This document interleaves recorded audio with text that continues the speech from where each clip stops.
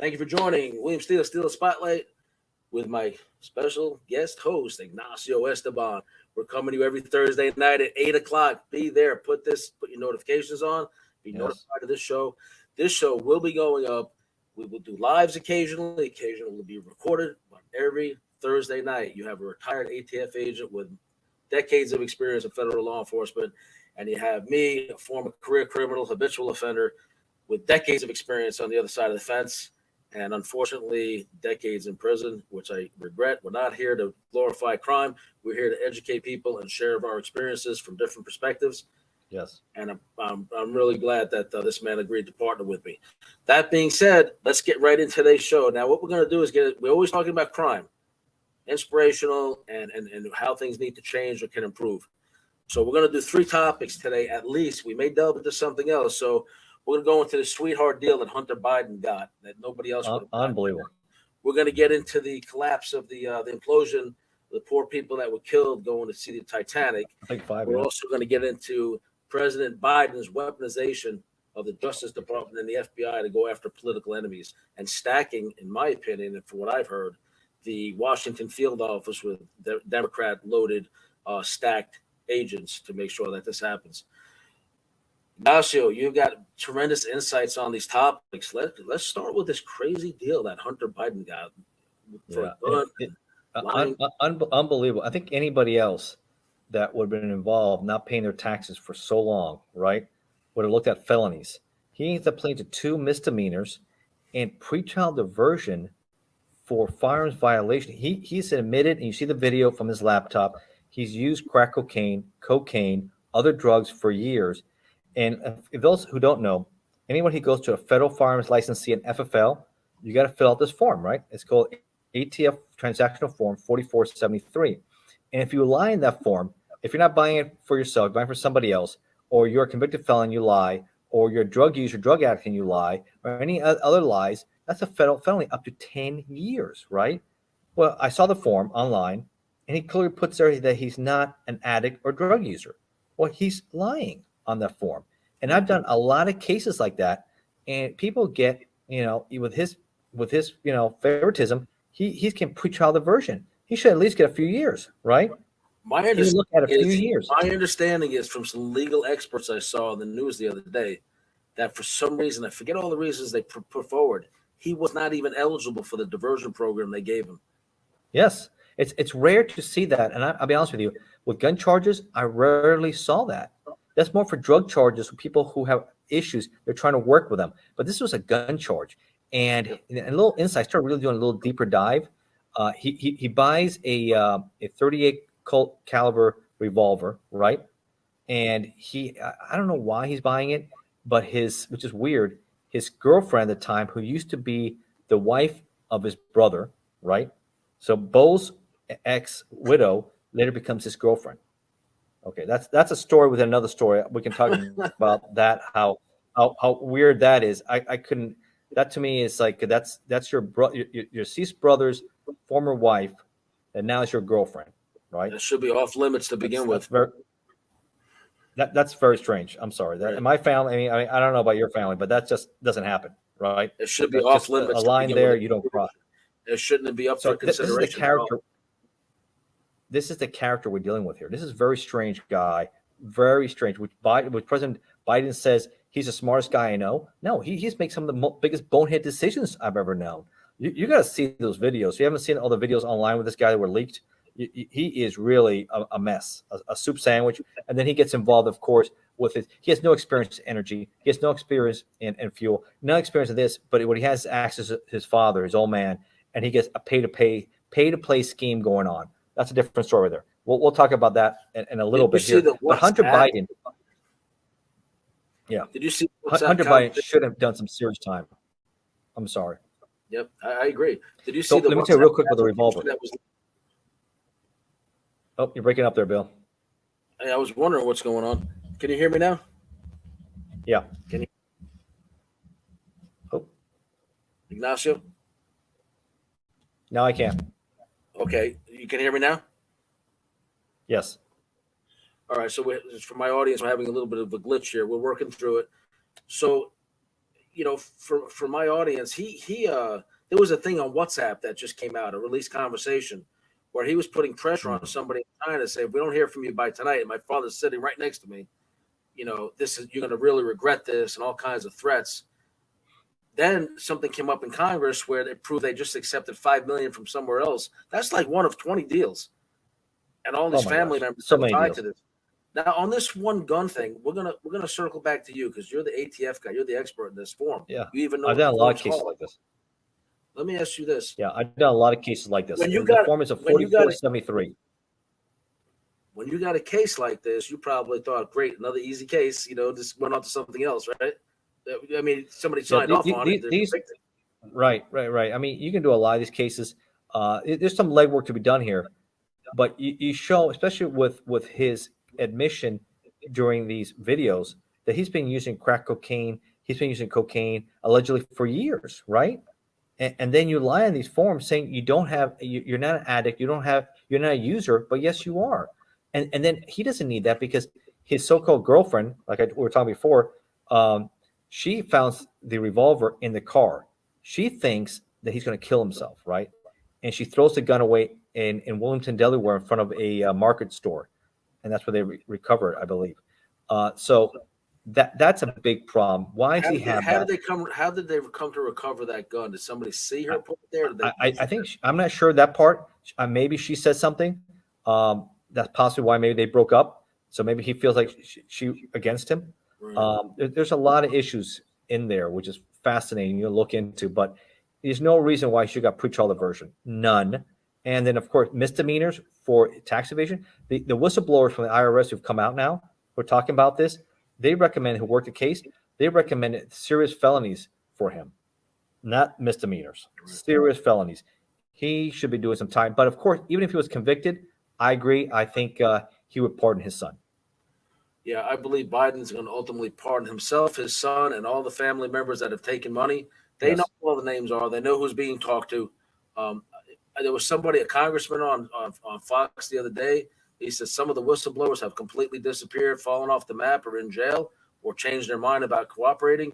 One of them disappeared completely, and they don't even know where this person is. Yeah, so he got himself a nice, sweet deal out of this, a really sweet deal out of it. He should have got himself at least a few years. And then, of course, we'll see what Congress has an investigation on what's going on these pay-to-play schemes that he was in there between him and coordinating with his father, who was vice president at the time.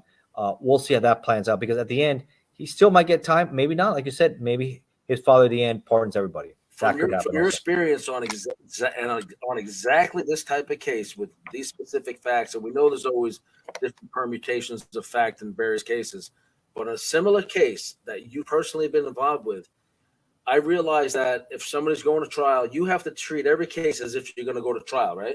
You should be prepared to go. You have to be prepared to go to trial. Absolutely. Until the prosecutor tells you, stand down, this guy's going to plea out, right? And then you get an idea what he's going to plead to. Can you tell me and my audience how much time have you seen people get for this exact same charge that Hunter Biden illegally got a diversion program for? Yeah, no, he easily look. At a minimum, you get a felony, and then you debate based on other circumstances, because he had other stuff going on with the tax issues and everything else. He could have got himself a few years, right? A couple of years, maybe a year. Maybe he would get probation. It varies, but at least a felony conviction, right? Make it hard for him to ever buy any more weapons, any more guns, because obviously he has a drug history. Maybe he relapses again. You just want to make it that much harder for him.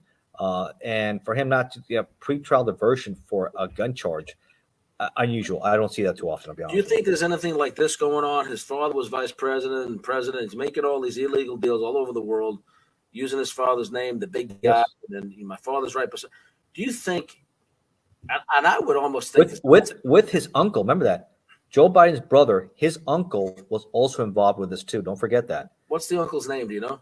I don't have the top of my head right now. I do not. Okay, let me ask you this: do you think that Hunter Biden is doing all this, making these deals, while simultaneously, went to the CIA and said, "Hey, I'm wheeling and dealing overseas, and I'll give you intel on them if you ignore my wheeling and dealing"? Do you think there's some behind the scenes clashing going on? Like CIA is like, "Oh crap, this blew up in our face. He was actually an asset for us as well." Because we've seen that play out before too. Yeah, I think if it is, it's always on the street level with the street agents, just like there's going on with the IRS now, Right. with the agents that work it, they're not happy. A lot of times, in my experience, always that political pressure with the prosecutors and when the agents always want to be more aggressive, and sometimes the prosecutors take the easy deals, right? And maybe there's political pressure involved, maybe there's other things going on that we're not aware of. But I can tell you the street agents, based on what they're testifying to, they recommended serious felonies. They did not recommend these misdemeanors. That's for But sure. usually, if an American citizen has high level contact with foreign officials, Mm, going to be at some time approached by the CIA. One, what are you up to? We got you. Two, work with us and we'll ignore your dirty dealings. It could be something like that behind the scenes that we're yeah, not aware of yet. yeah. We're not there yet, but hopefully we'll find out with these congressional. But well, maybe we'll never find out, and Biden will shut it down, and that could happen too. So that's folks. Those are things that's going on with Hunter Biden. Take a look at yourself. Check out these videos. You can see a lot of stuff, especially that laptop from hell. What Trump called. Remember that during the debate? He called that laptop from hell. Unbelievable images and videos of him. He's posing naked with a firearm in one of these pictures, right? While he's cracked out with a prostitute or something in the hotel. He shouldn't have that gun because he's a drug user. He's a drug dealer, probably. It's it's beyond like, okay, maybe he's not going to kill himself. Maybe he's Maybe he okay. will. He's an upstanding president's son. He's just messing up on drugs. There's more to it that the public needs to be aware of. You don't know what drug dealers he'll come around that he can give the gun to or sell it to, and they can go kill somebody. You Sure. don't know if one day he'll lose his mind and right in front of the Secret Service pull the trigger on his own father, God forbid. Yes. You don't know what's going through somebody's mind when they're high and paranoid for days. Yeah. Just Dangerous. because It's a dangerous situation. just because a son has never assassinated their president and father, it doesn't mean they could have a bad day and this man's armed when he shouldn't be, and it could turn into that. And I noticed that the left leaning media doesn't really do it justice. The story No, really hasn't done it justice, and it really has the right. You see it, but you have to look into our kind of shows. And I'm telling you, folks, being a retired ATF agent, this is not the right way to handle a case like this. Right. Pre-trial diversion, and the IRS whistleblowers are coming out. There's a lot to it. It doesn't seem right. He got a sweetheart deal, and we'll all keep the an eye on experts said that diversion for this charge with his background is an illegal plea. it. I've never seen that. So Nope. And the other thing is, again, for my channel, this is for informational news breaking purposes only. We don't encourage violence of any kind. And I am just telling you by somebody who was, I don't smoke or get high or anything like that, but I did have a cocaine problem. And I know the paranoia that creates, many, many years ago, over 20 years ago. And being around guns when you're paranoid and looking out the window and then having a president for a father, that's not a good fit. So we wish everybody's safety, and we're just putting out scenarios out there that. Bill, how do you beat your cocaine addiction? I just really said enough is enough. I spent enough time in prison where I was like, man, I don't want this to be the rest of my life. It was already just 18 something years, and it wasn't the first time. And then my mother passed away. My sisters ripped me off for my inheritance and told my mother I was dead. I haven't seen my children. Just so many things just started caving in one after the other, like dominoes, like watching your life fall apart in front of you. Everybody that I thought would be there for me when I was incarcerated, not a letter, not a phone call of concern, nothing. All they wanted to do was pick my bones and steal everything they could. And I just started taking college courses. I really got into my Bible when I was in prison. I did almost 4 years in Supermax after my escape. So I had a lot of solitary time on my hands. A lot of guys go crazy in that status. I studied my Bible. I read books. I wrote books, read books, worked on screenplays. I mean, That's the way to do it. Yeah, for sure. I just avoided negativity in prison like you wouldn't believe. If it was negative, I didn't want it around me. So you've been clean for how long now? I'd have to do the math. I'd say close to 20 years. That's fantastic. That's great. Yep. That's great. That's Absolutely. great. A lot of people, that's the key right there. You got to stay off the drugs. If you can't stay off the drugs, it's hard to get your life together. And it seems like this guy, Hunter, can't stay clean. It just seems like he's just continuously falling off the wagon over and over. It seems like there should be a point, like, even in my situation where, I don't know, restoration of rights, you never really get your right to, I think you can vote in some places, whatever. Mm-hmm. I haven't looked into all of it yet.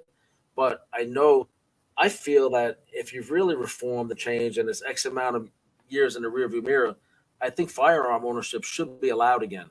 But, I'm not allowed to touch a gun right now, and I certainly won't. But I think it should be allowed eventually because I have as much right to home protection as anybody else. Yeah, you have to get more creative. That's for sure. Yeah. You have to get more creative. That's you might for be in sure. compliance with the state, but then the feds say no. And if you're in compliance with, okay, the feds allow that type of weapon, But the state says no. Yeah. Yeah. So I'm not even going to bother doing the research. I know Maybe you just need a big dog. How about that? the worst thing I have around me is a vicious dog and a steak knife, in the kitchen. So Like I said, we talked about last time on the show. Sometimes just the small things like that will keep people from coming into your house, right? Closing the windows, locking your doors, leave your lights on. Don't make it a super dark area. We've talked about that last time, but common sense will make a difference. People like soft targets, and I've talked to a lot of guys doing a lot of shows, and everybody says the same thing. They always looked at the banks or the stores that had no armed security, right? Yeah. Soft targets. Everybody likes a soft target. My buddies tried to draw me into a bank robbery, and their technique back in Brooklyn in the 80s was to literally one guy goes in with a bag, jumps the counter. They would find banks without the glass up, which in New York most of them have now, but they'd find ones in like Jersey or New York without the glass. They'd vault. One of them would vault the counter, while the other one immediately standing in the middle would put a shotgun blast through the ceiling and tell everybody to get on the floor, immediately terrorizing the entire place, taking over the bank. I mean, so you talk about looking for soft targets. If the glass was up, those guys were not coming around. So, but yeah, it's just a matter. A lot of it's psychological, deterrence. I think you have to have. If I own a business like that in a store and location, you got to have armed security. You just got to protect your patrons, right? It's just common sense. I saw some stuff on the news last night where I think it was New York or maybe Los Angeles, San Francisco, one of these crazy liberal areas where like everything in the pharmacy or I think it was like maybe a Walgreens was behind glass. That had to be unlocked at the entire store. Yeah, I've seen those too now. They call it a new business model. BS. You can't keep the people from shoplifting. And some states, some counties, I think it's New York, wants to eliminate store owners from using facial recognition to then identify the person, turn those images over to the police. They're banning facial recognition now. No, they should have all that technology. We need all that technology. If you're a fugitive, Absolutely. you got a warrant. You're bad. If you're doing something bad, people need to know about it. Authorities need to know about it. If you're a good, honest, hardworking person, you have no issues with that. You think somebody like me is going to want to be doing burglars if I thought every Ring camera and every Blink and every Wise camera and all those cameras had facial recognition? I'd be like, I'm staying home and I'm going to work and write some more books. I'm not doing any burglaries. Exactly. That's what you have to do. So just a little advice to everybody, a little stuff. You don't have to have a lot of money, but little things will make it hard for them to get into your house or hurt you and your family. Just be tighten up the house a little bit more, and things will be a lot better off for you. Keep the lights on a little bit here more. Have a dog. If obviously I'm for home protection, having your firearms. The states you're allowed to. I know some of them a lot harder. Try to live in your red states, but in the blue states, they make it harder for you. No doubt about it. And we can talk now. We can go into the weaponization of the Biden administration if you want, or we can talk about what happened Ocean Gate. Let's talk about these poor people that lost their lives. I think it's 5. Yeah. I said these poor people. Yeah, I didn't say 4, but yeah, 5 people that were crushed within 30 milliseconds. Their lives were snuffed out. What do you know about the flaws with this submarine? Yeah, I know James Cameron, who's done quite a few. He was the producer, director of the famous Titanic. He really started doing some deep dives. He broke a lot of records himself with submersibles. He's an expert, and he never liked the hull that was being built here. He thought it wasn't strong enough, and he was leery of this company already and the founder. And they were he thought, a lot of shortcuts to do this. And it's not cheap, folks. Each person paid, I think, $250,000, $250,000 for this voyage. And what the irony is, how surreal, of all places this happened, where the Titanic, where all these people lost their lives over 100-some years ago, right? It happens again in the same grave, watery grave, and it happens and they disappear. I think it's sad. One's a billionaire, his son, the founder of Ocean Gate, and then you have Paul Henry, which is a renowned submersible diver, has been all over the world doing this. So these are major players out there who died on this, and you're going to see the investigation. I know they signed waivers, but don't be surprised still and see a lawsuit going on there. Oh, absolutely. There was whistleblower complaints from within the company saying that they were getting off the shelf repair parts, and that there was There was not proper, I think, pressurization of the hull ever done, for this thing. And there was no, there's some kind of standards for these things. They were never submitted for that sort of approval. No GPS either. I didn't. They thought the peephole was too large. That could be having a lot of issues, cracks, and everything else. They did a lot of things, even how they controlled it. They thought it was battery operated controls, right? There was a lot of things that was wrong. You look at the CBS special that was done, I think, a year ago on this same submersible, and they were leery about it already. They said, "You're going." Remember, they're going under what, 15,000 feet of water. That's intense. Yeah, at least it's several miles down. I know that. Yeah. That is immense, and I would not want to be going to something like that. And I heard the son was reluctant to go with his father, but he wanted to bond with his father, and his last thing he does. No. The only thing is at least they died quickly. That was true. I saw a recreation of what it would look like in animated. It's 30 milliseconds to crush the entire thing and basically turn human beings into a puff of blood in the water. Done. And I don't know if there's images of the debris field yet, but I do know years ago I saw some experiments where they took different items and they released them from the thing at that depth and what happened to them. For example, one was a tall styrofoam cup, and it instantaneously shrunk down to about this big, and it was like rock solid. It's kept its form, but it was compressed to nothing in a millisecond. And that's the case with cans, with phones, with TVs, anything you put down there. I know Ocean Gate put this press release out there, which I didn't like, but what's your opinion here about it? Calling these guys heroic explorers. Do you think they're explorers or just rich tourists who want to have the money to go down here? There's probably a combination of the two. There's the thrill-seeking wealthy person who's looking for something else to do for thrill and to put it in their bucket list that they did it, like climbing Everest. And I'm sure, like you said, that one guy was a world-renowned explorer, Henry, the diver. He may have still been gathering information about the depths and whatever's down there. Now, if you know from like the Marianas Trench, which is even deeper, I think it's like 8 miles deep, there's creatures and fish that live down there. The weirdest looking things there with glowing eyes and gigantic teeth. And you wonder how. They say we know more about other planets than we know about the bottom of the ocean. Right. How could you survive? A fish survive at those depths, those crushing depths that would vaporize a human being, and they're surviving down there just fine. That's called evolution. There's so many things we don't understand about this world. And, let's just quickly touch on it because we're not here to talk about it. But even like a lot of UFO footage that's been released by the military, they'll show these things that the F-16s are chasing, the Tic Tac form ones off the coast of California, going from Los Angeles to off the coast of California within just a few minutes, and like instantly going underwater with no splash.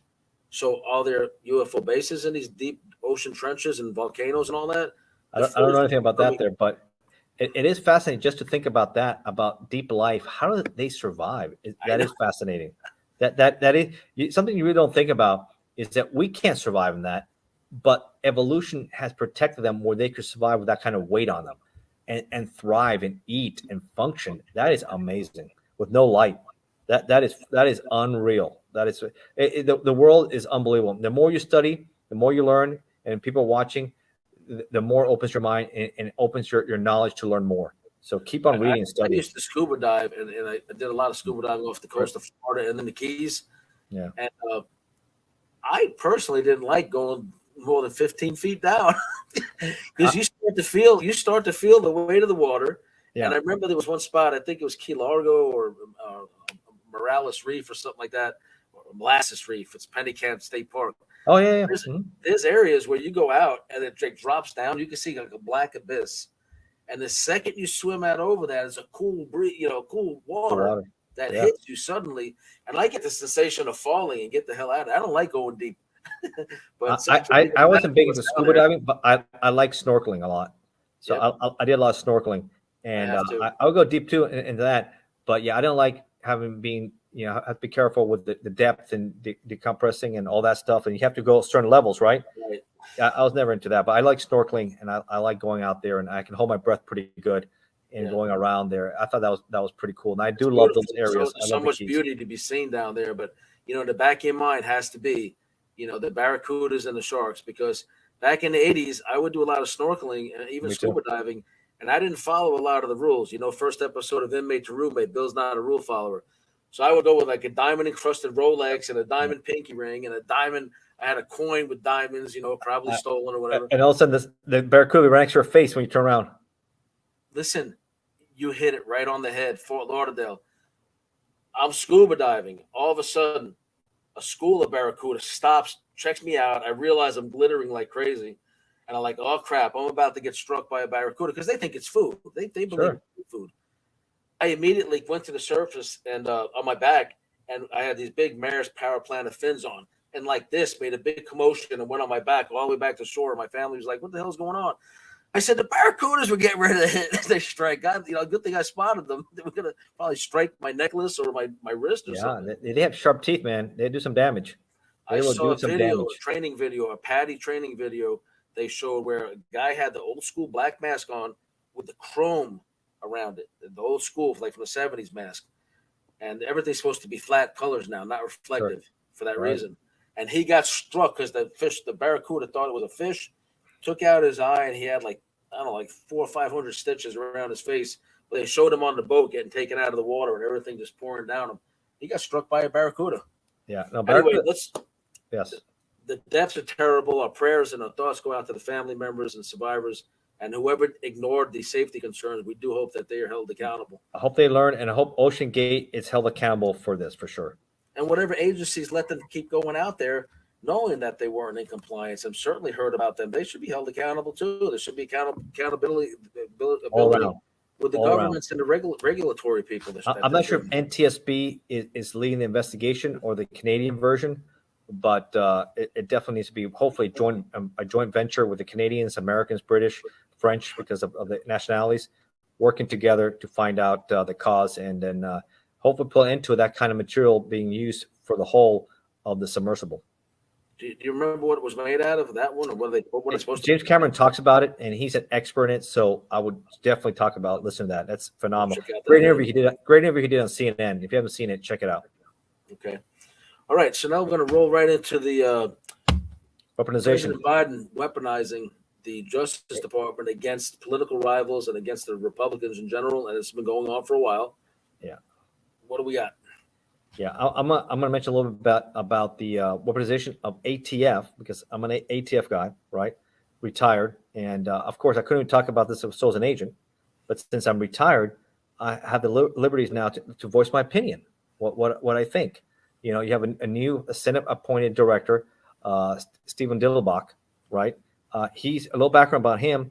He's a former federal prosecutor from Ohio, but he wasn't a guy that never put handcuffs on somebody. He's not a guy who was an agent. Never was in law enforcement, but he was what I call the prosecutors armchair warriors, right? They may prosecute the case, but they don't really understand. They're not experts in firearms or explosives and what have you. And a lot of times you get somebody who's appointed, it's somebody who is going to enforce your agenda, right?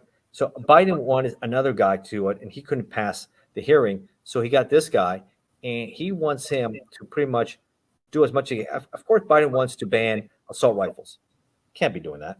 Biden he wants to ban a lot of weapons, a lot of locations, and these pistol grips. And people don't know what a pistol grip is a lot of people who have disabilities, people who who don't have the strength to hold a handgun, but use it to hold it like this so they can shoot better, right? And you also had bump stocks. These were all legal items. They're just objects that now have been turned. The pistol grip would have to be registered, right? Now they're considered part. If you're part of you shoot it from your shoulder, an SBR, short barrel rifle, or from your shotgun, a short barrel shotgun. And this is wrong. These are people pay a lot of money, and all of a sudden they have to have it registered. And some of these local jurisdictions, the chiefs want to approve it under the National Firearms Act. So this is where they use this administration to do things like this, where it's not right. This has been legal for years, and now you're making it harder. And you're pretty much criminalizing millions of people. If they're not compliant, are you going to start arresting these people? I sure want to be arresting people who had pistol grips that they weren't able to register, they didn't destroy. So your option is you pay $300 for this. You had it for years. You used it legally. Now you can't use it. And now if you can't get it registered, then you have to dispose of it and destroy it or give it to a local ATF office. 2 points. One, I guess one is a legal argument. wouldn't they be grandfathered in? One and two, clarify for people who don't know weapons like you do, who don't shoot. Does the pistol grip allow that pistol to be used in an automatic fashion? No, right? No, not at all. It just makes it puts it on there so they can shoot it. You're not supposed to shoot from the shoulder, but you're supposed to shoot it right. So you don't put it up here. You shoot it from right here, and that's what you're supposed. It just helps people with disabilities who have struggling, or other people who are not as strong, to shoot better with their handguns. Strictly the grip, no extended. It doesn't make the weapon automatic or anything like that. Okay, but not every place is going to let you register it, because it all depends on the local jurisdiction you're in, the sheriff's office or the chief of police. So they may not let you register it. So that's a problem right there. So then you have to destroy it, which is wrong. So that's what about the bump stock? Tell me the distinction between that and the bump stock. The bump stock makes it shoot faster, for sure. If you have a rifle. So why did the bump stock go? And again, these are just objects in the wrong hands. Why do they want to do the pistol grip and the bump stock? Well, you had a shooter out of Buffalo at the supermarket. He used it, right? The pistol grip, and he used it as a short barrel rifle. So it's an object. Bad people are going to do bad things. There's an example here with Cain and Abel, right? One of the brothers killed another brother with a rock. Are you going to ban all rocks now? Right. No. So the bad people are going to use whatever objects they can to do bad things. Steve Paddock used bump stock to help his rifles that he has set up like a sniper style in Las Vegas on the crowd to shoot faster. So it was legal. You sold it legal. You said it wasn't considered a machine part separately, but now you're saying it is illegal. So these are the contradictions that really upset people. And now you're going to make people who bought things illegally, where ATF gave letters, said you can have this, but now you cannot. I have a problem with that. So you're talking about the weaponization of DOJ and ATF in that regard. Yeah, and ATF is part of DOJ. So yeah, and that's my personal experience with that. Now I know you're talking also about some of the political things that you've noticed. What have you seen? I've seen going after the Democrats, the IRS, going after Trump for things that they're just ignoring. That's going on with the Bidens for a very long time. Mm-hmm. Even with the documents that Trump was allowed to possess under the Presidential Records Act, and I guess was in the process of returning or had locked up the room the way they requested he do it in the meantime, and it was Secret Service security there. He's getting prosecuted for all kinds of crimes related to all this, and yet we have a guy who never had the clearances while he was a senator or congressman, whatever the hell he was, in possession of top secret documents all over his floor of his garage, President Biden. Yeah. And in a storage unit in Chinatown. And coincidentally, all these years later, now they find him be taking bribes from China. Yeah. So why was that storage unit with all these top secret documents that the Bidens controlled in Chinatown to make it easier for the Chinese intelligence agencies to privately get in there and photograph them all? And then they take payoffs of tens of millions of dollars in briefcases or whatever. It all comes together through Hunter Biden, President Biden's brother, which is Hunter Biden's uncle. It sounds like a nice conspiracy going on here. Pay to play scheme. What's going on, and with documents too. If Trump's being held accountable, then Biden has to be held accountable for sure. Yeah, and I think even with Trump, I think one of the problems he may run into, from my understanding, is those documents. Not that whether he was allowed to have them or not. I think people with no clearance were enabled to be able to handle them. And so probably the FBI is looking for DNA and fingerprints on them to see who, without clearance, was handling them. Maybe that's a problem. And I heard with Trump also, he was asked nicely to return all the documents, and he refused to. I think when they ask you, you have to do it. Like you said, you have a SCIF, you have to have them, and I've had classified documents. You have to handle them in a certain way. You just cannot have them laying around. It's a reason for national security, and you have to return them and keep them in a certain location. I think that's completely irresponsible. And I heard, I don't know firsthand, but allegedly there were operations there talking about the invasion operations against Iran and stuff like that. So, I mean, there's a lot of sensitive stuff in there. So we have to protect, you have to protect class. You can't just keep it in Mar-a-Lago and have everybody have access to it. That's a big problem. And especially had that woman there who was arrested. They think she's a Chinese spy walking around the hotel, remember? Yeah, didn't she had a camera or two or something. You talking about Mar-a-Lago, and she had thumb drives in her purse. So this is a lot of Whatever problems. became of that? That was in Mar-a-Lago about what, 2 years ago? She was convicted. Was she ever linked to Chinese intelligence or anything? I would think so. That's the only reason I can say that. I mean, it's common sense. You don't have to say it, but you have to read between the leaves there that something's going on there. So that's a big problem. Maybe that started the whole investigation. I'm just putting that out there. You have people that get to a certain level of president or even governor, like, for example, I can't stand DeSantis for the reason he was and I like him. So we agree to disagree. We agree to disagree. My reason is he was going to let everybody die in prison of COVID. He didn't care about letting the nonviolent offenders, yours truly, out of prison. And I like that. Guys, I lived in Florida a little bit there when it's time. I like that he embraced our liberties, our freedoms, even during this COVID crisis, while most governors crushed and wanted to really contain you. So I like that he was at least progressive in that area, and he didn't bite into it. So he's definitely a Republican who's gone soft on violent crime because he's allowing the murderer of talked about that. Yeah, we talked about that in one of the shows. Yes, Ryan Bodell go free to this day. The man has not been prosecuted. Yeah, it's been in front of the governor's face forever, and he won't do it. So with him, Trump, Biden, all these people, Putin, they get in power, and there's different extremes of arrogance and abuse of power. And I think they all are guilty of it to some degree. It just seems to go with the territory. They feel like they're untouchable. Nobody will care. Nobody will know. Whatever I think you have to be a person where it's just temporary. This is for the people, at least when it comes to our country. It requires character. Yeah, you have to understand. You just hold an office for 4 years, maybe 8 years, and then you pass the baton to somebody else, so to speak. And it's there representing us, your elected official. Nothing belongs to you. That's one thing I remember when I was in ATF. It says, I'm a public servant. I'm a federal agent. Nothing belongs to me. It all belongs to the government. And I turn it all back in right when I'm done. So I have to understand that. So if you don't, then that's where corruption reeks. And it's sad because this is our tax dollars. There's an expression, and forgive me if I get it wrong, something about, people with talent can reach extremely high positions that their character cannot maintain. That's right. They can make it there because they're charismatic and they're convincing, and and I'll sell you a bridge, but in the long run, their character can't sustain what they have.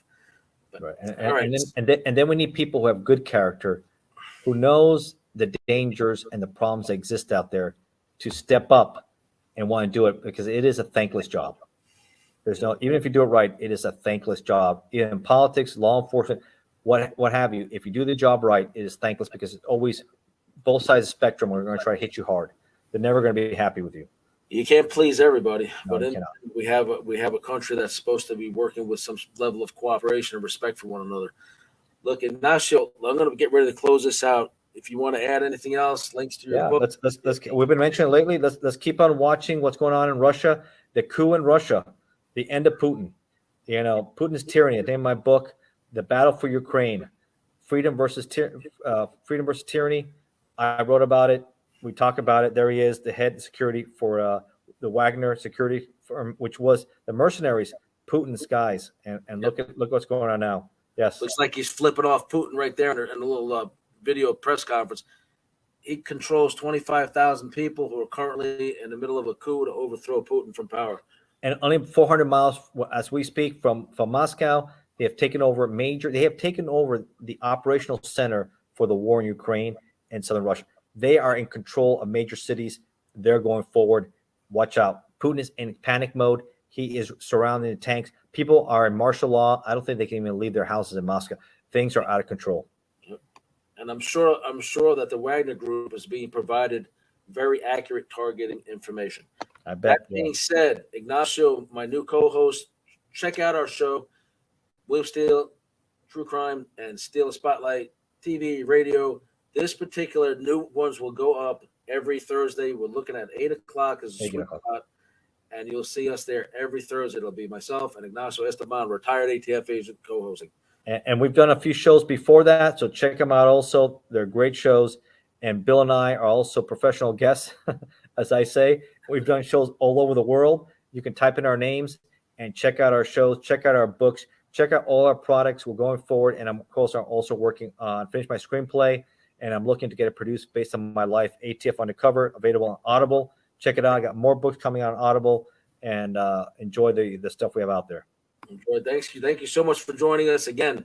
Anybody wants to come on the show, you see my contact information on the screen, or you can use official William Steele at iCloud.com. You want to be a guest, you need some public relations representation, we can get you going. We have 11.1 million views on the one show that I have that I'm involved with on A&E, Inmate to Roommate. So whatever I do does get pretty good views, usually in the Check it out. It's a good show. If you haven't seen it, folks, check it out. They're fun shows to watch. Thank you for joining, rebuilding my the meat life. Police, right, Bill? Fighting the meat police. Fighting the meat police, right? Meat police, yeah. I wasn't allowed to eat meat when I got out. Everybody has to watch Inmate to Roommate Season 1. Yeah, watch it. Cannot tell you about Season 2. Stay tuned. Thank you, everybody. Thank you, Ignacio. Thank you, bro. All right.